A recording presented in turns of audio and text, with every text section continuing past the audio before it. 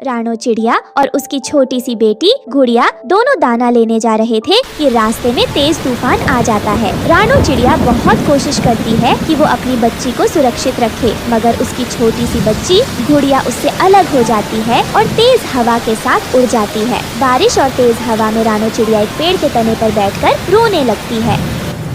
मेरी बच्ची गुड़िया, मेरी बच्ची मुझसे बिछड़ गई। अब मैं अपनी बच्ची के बिना कैसे जी पाऊंगी। हे भगवान, ये तूने क्या किया मुझसे, मेरे जीने की वजह ही छीन ली।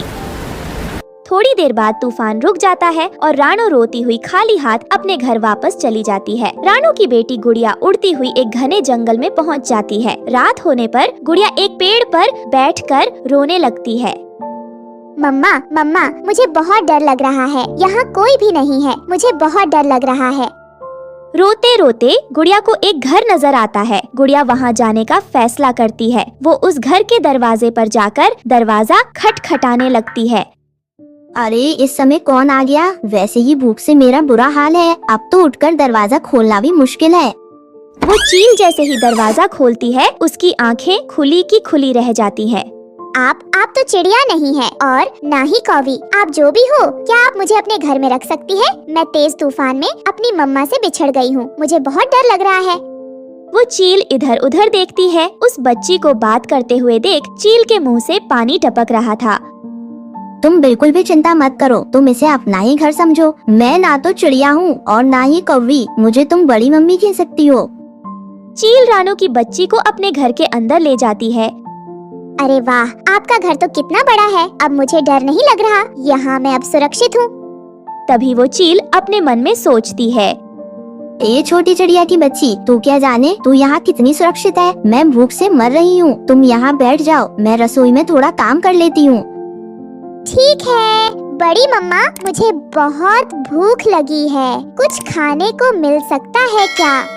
फिर चील गुड़िया को कुछ दाने देकर रसोई में चली जाती है। वाह रे मेरी किस्मत, ऐसा पहली बार हुआ जो इतनी आसानी से शिकार खुद चलकर मेरे घर आ गई। ये कहीं कोई सपना तो नहीं? अरे हाँ, ये तो सच है। अब मैं उसका सूप बनाकर पी लूंगी। फिर चील आग जलाती है और पानी गर्म करती है। वहीं दूसरी तरफ रानो अपनी बेटी के गम में उदास बैठी थी। तभी उसके पास हरिया तोता आता है। अरे रानो बहन, मैंने सुना तुम्हारी बेटी गुड़िया गुम हो गई। मुझे ये सुनकर बहुत बुरा लगा। हाँ हरी भैया, कल मैं अपनी बच्ची को ढूंढने दूसरे जंगल जाऊंगी। अरे रानो बहन, इस तूफान ने बड़े बड़े पक्षियों की जान ले ली है। गुड़िया तो एक छोटी सी बच्ची थी ना जाने वह बच पाई होगी कि नहीं। ऐसा मत कहो हरिया भैया, मुझे विश्वास है मेरी बच्ची लौटकर जरूर आएगी। मेरी बच्ची जिंदा होगी, मैं उसे ढूंढ लूंगी। वहीं गुड़िया चील के पीछे रसोई में जाती है। बड़ी मम्मा, आप क्या बना रही हो? मैं टमाटर का सूप बना रही हूँ। अरे वाह, टमाटर का सूप मैं भी पीऊंगी बड़ी मम्मी। क्या आप मुझे देंगी टमाटर का सूप? चील चुप रहती है और उसे देखे जा रही थी और गुड़िया शरारतें किए जा रही थी। वो चील से बातें की जा रही थी। वो चील तो लंबे समय से अकेली रहती थी। इतने दिनों बाद रात के समय कोई उससे बातें कर रही थी तो चील को बहुत अच्छा लग रहा था। पानी उबल जाता है। नमक मिर्च डालने के बाद चील गुड़िया की तरफ बढ़ती है। वो देखकर गुड़िया पीछे हट जाती है और वो डर जाती है। आप मुझे मारने वाली है क्या? आप टमाटर के सूप में मुझे डालने वाली है? ऐसा ना करें, मैं तो अभी बहुत छोटी हूँ। मांस खाए बिना भी तो आपका पेट भर सकता है ना? छोटी बच्ची की छोटी छोटी बातें सुनकर चील का दिल पिघल जाता है और चील गुड़िया को अपने गले से लगा लेती है। माफ करना बच्ची, मैं तुमको कुछ नहीं करूँगी। तुम बहुत अच्छी और प्यारी हो। क्या तुमने कभी अपनी मम्मा से चील का नाम सुना है? चील का नाम? हाँ, मुझे पता है। चील बहुत खतरनाक होते हैं। मम्मा कहती है कि चील को देखते ही छुप जाना चाहिए, पर मैंने कभी चील को तो देखा ही नहीं है। ए छोटी चिड़िया, मैं ही चील हूँ। यह सुनकर गुड़िया कांपने लगती है। क्या आप चील हो? मुझसे डरो मत बच्ची, मेरे पास आ जाओ, मैं तुम्हें कुछ नहीं करूँगी। मुझ पर विश्वास करो। फिर उस रात चील गुड़िया को अपने साथ सुलाती है। सुबह हो जाती है। रानो भी अपनी बच्ची की खोज में घर से निकल जाती है। रानो अपनी बच्ची को इधर उधर ढूंढती हुई दूर निकल जाती है। मेरी बच्ची, क्या तुमको भूख लगी है? बताओ मुझे। हाँ, पर मुझे मम्मा के पास जाना है। सुबह हो गई है, आप मुझे मेरी मम्मा के पास छोड़ दें। क्या? हाँ, जरूर मेरी बच्ची, क्यों नहीं। फिर चील गुड़िया को साथ लेकर घर से निकल जाती है और उसे आम के बाग में लेकर जाती है, जहाँ ढेर सारे पके हुए आम लगे थे।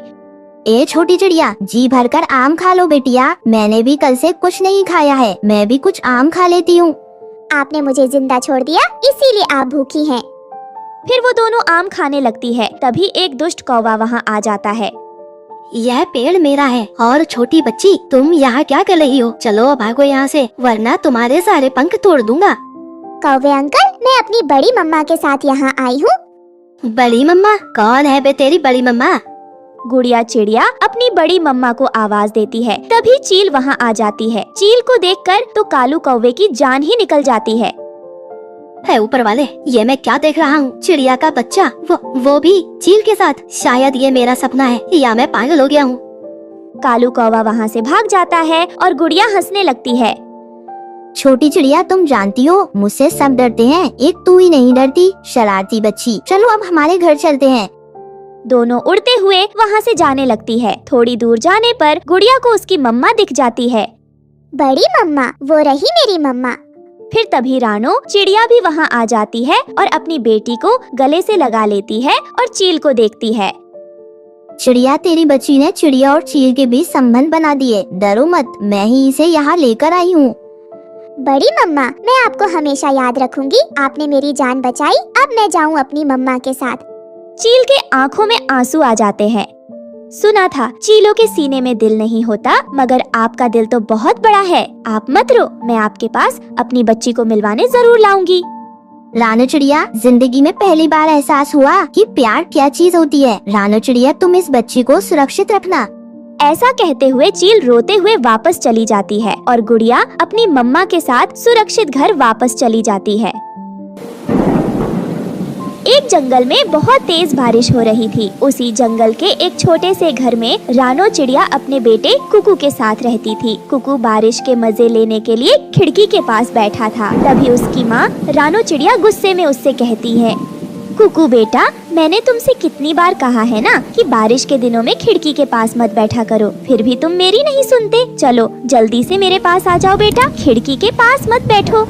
फिर कुकू मुंह लटकाए अपनी माँ के पास आ जाता है और अपनी माँ से पूछता है, मम्मा, जब भी बारिश होती है आप मुझे ठीक से बारिश क्यों नहीं देखने देती हो? सब पक्षियों के बच्चे बारिश में खूब एंजॉय करते हैं, लेकिन आप तो मुझे खिड़की पर भी नहीं बैठने देती हो। न जाने आप बारिश से इतना क्यों डरती हो? मम्मा बताओ, कुछ हुआ था क्या जो आप बारिश से इतनी नफरत करती हो? अच्छा ठीक है कुकू बेटा, पहले तुम मेरे पास आओ, फिर मैं तुम्हें बताती हूँ कि मैं बारिश से इतना क्यों डरती हूँ। क्या वजह है मेरी, जिस वजह से मैं तुम्हें बारिश में बाहर खेलने नहीं जाने देती। फिर कुकू अपनी मम्मा के पास घोंसले में आकर लेट जाता है और अपनी मम्मा से कहता है, मम्मा अब आप बताइए मुझे कि आप बारिश से इतना क्यों डरती हो? तो फिर सुनो कुकू बेटा, ये तब की बात है जब मैं भी आपकी तरह बहुत छोटी थी। तब मुझे भी बारिश बहुत पसंद थी और बारिश में खेलना भी बहुत पसंद था मुझे। उस दिन शाम को आसमान पर काले घने बादल छाए हुए थे। जब मैं अपनी मम्मा से नदी पर जाने की जिद कर रही थी, तब मेरी मम्मा यानी कि तुम्हारी नानी ने मुझे बहुत मना किया और समझाते हुए उन्होंने कहा, रानो बेटी, ऐसे मौसम में बाहर जाना ठीक नहीं है। बादल घने हैं, इसलिए बारिश कभी भी शुरू हो सकती है। तुम घर में मेरे साथ रहो और यहीं बैठकर बारिश का मजा लो। मम्मा प्लीज, मैं बारिश का पानी नदी में भरते हुए देखना चाहती हूँ। मम्मा प्लीज मुझे जाने दीजिए ना, मैं पक्का वादा करती हूँ, बस आज जाने दीजिए, फिर मैं आगे से कभी जिद नहीं करूँगी। मम्मा इसका मतलब आपको भी पहले बारिश का बहुत शौक था, पर मम्मा अब आप इतना क्यों डरती हो बारिश से? पहले सुनो तो कुकू बेटा, मैं आपको यही बता रही हूँ। मैं अपनी मम्मा से बहुत जिद करने लगी और मेरी मम्मा को मेरी जिद के आगे हार माननी पड़ी और फिर वह मेरी बात मान गई और वो भी मेरे साथ उस मौसम में नदी के पास गई। फिर हम दोनों माँ बेटी एक पेड़ के नीचे बैठ गए। तभी अचानक मौसम बदल गया और बहुत तेज बारिश होने लगी। हम उस बारिश में भीगने लगे। तब मेरी मम्मा ने कहा, देखा रानो बेटा, मैं इसीलिए तुमसे मना कर रही थी कि ऐसे मौसम में बाहर जाना ठीक नहीं है। देखो तुम्हें यहाँ पर कोई भी पक्षी दिखाई दे रहा है, सब अपने अपने घरों में बैठे हैं और हम बेवकूफों की तरह बारिश में भीग रहे हैं। मम्मा मुझे ठंड लग रही है और मेरे पंखों में भी दर्द हो रहा है। मम्मा प्लीज आप कुछ करें। बेटा बारिश बहुत तेज है और हमारा घर तो बहुत दूर है। मैं पास में किसी पक्षी का घर देखकर आती हूँ, फिर हम दोनों बारिश रुकने तक वहीं रुक जाएंगे। फिर रानो, चिड़िया की माँ किसी पक्षी का दरवाजा खटखटाती है। उस घर में से हरिया तोता बाहर निकल कर आता है। इतनी तेज बारिश में आप यहाँ? कौन हो आप और आप यहाँ क्या करने आई हो? तोते भैया, मैं और मेरी बेटी नदी पर आए थे कि तब भी अचानक से तेज बारिश शुरू हो गई। क्या आप कुछ देर के लिए मुझे और मेरी बेटी को अपने घर में रख लोगे? वो सामने वाली नदी के पास है मेरी बेटी।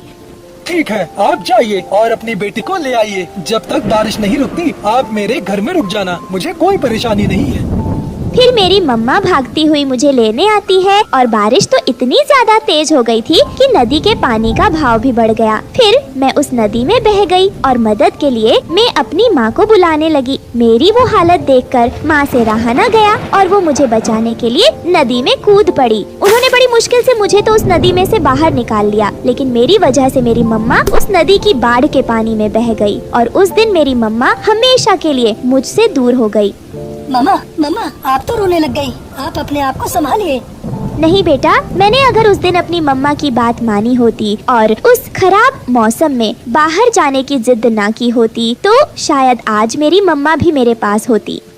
इसमें आपकी कोई भी गलती नहीं है माँ, ये सब तो एक हादसा था। बस आपका ये दोष है कि आपने खराब मौसम में बाहर जाना चाहा। लेकिन मम्मा, ये भी तो होता है कि अगर भाग्य में हो तो वो होकर रहता है, उसे कोई बदल नहीं सकता। लेकिन बेटा, मैं अपना कसूर समझती हूँ क्योंकि मेरी वजह से ही वो सब हुआ था।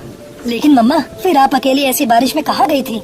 फिर मैं बंटी कबूतर के पास गई और जाकर उसे सारी बात बताई। वो कबूतर बहुत अच्छा था, उसने मेरी बात मानी और मुझे अपने घर में रखा, मुझे भोजन दिया और गरम घोंसला भी। लेकिन मैं सारी रात सो नहीं आई और फिर सुबह होते ही मैं अपने घर वापस आई। लेकिन वहाँ जाकर देखा तो मेरा घर भी टूट चुका था और मुझे तो घर बनाना भी नहीं आता था। मैं उसे देखकर बहुत परेशान हो गई और रोने लगी। फिर सारी रात और सारा दिन बारिश होने के बाद में बारिश रुक गई।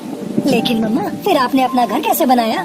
जब मैं वहाँ बैठी रो रही थी कि तभी वहाँ कालू कौवा आ जाता है और मुझे रोता हुआ देखकर वो मुझसे कहने लगा, छोटी चिड़िया, आप यहाँ बैठी क्यों रो रही हो? क्या बात है? आपकी मम्मी कहाँ है? कालू भैया, मेरी मम्मा जब रात को तेज बारिश हो रही थी तब मैं और मेरी मम्मा नदी पर बैठे थे। तभी तेज नदी की पानी में मेरी मम्मा बह गई और हमारा घर भी टूट गया। मैं इसीलिए रो रही हूँ, मेरे कोई अपना नहीं है, मैं अकेली हूँ यहाँ पर। छोटी चिड़िया, तुम चुप हो जाओ और मेरे साथ मेरे घर चलो।